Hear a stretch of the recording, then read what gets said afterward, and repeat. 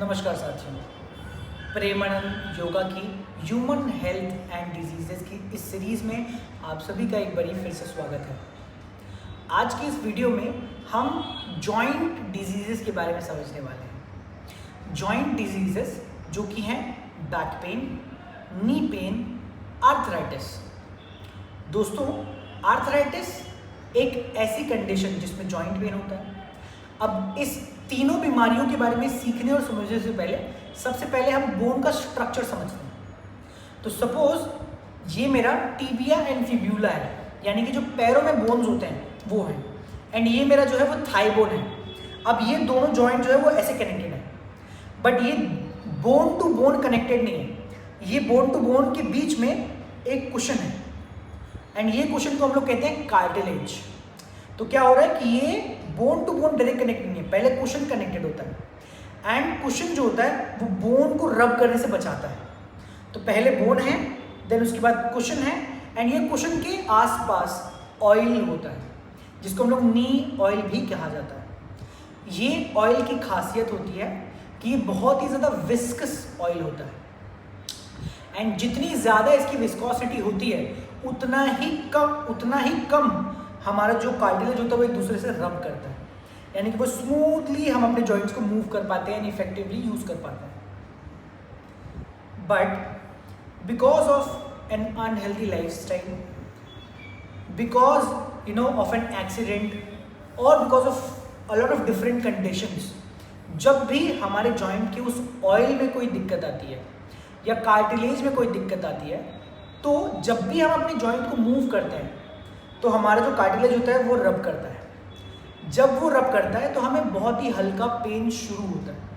इस समय पे बहुत ज़्यादा पेन ना होने की वजह से लोग बहुत ज़्यादा ध्यान नहीं देते।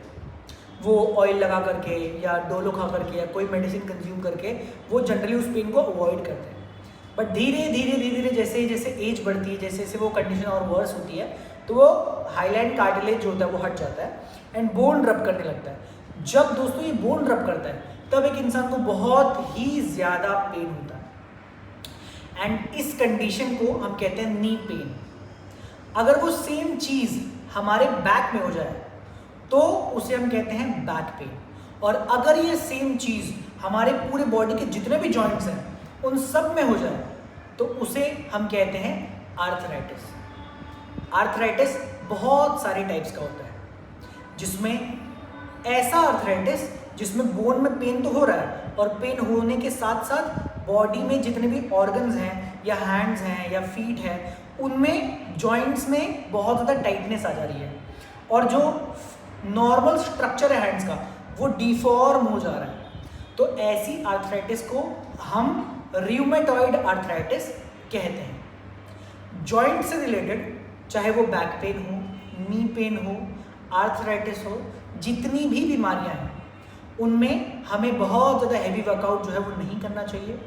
बहुत ही नॉर्मल वर्कआउट, वार्म अप, प्राणायाम, स्ट्रेचिंग, ये ज़्यादा से ज़्यादा करना चाहिए।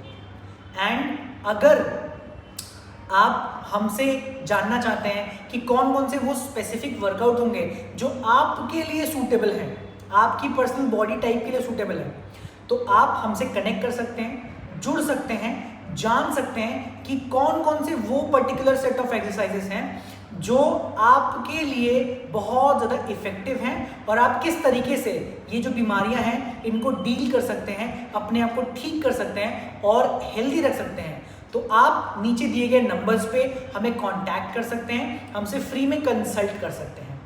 आशा है कि arthritis, knee pain, back pain, इन सभी के बारे में आपके कॉन्सेप्ट्स क्लियर हुए होंगे।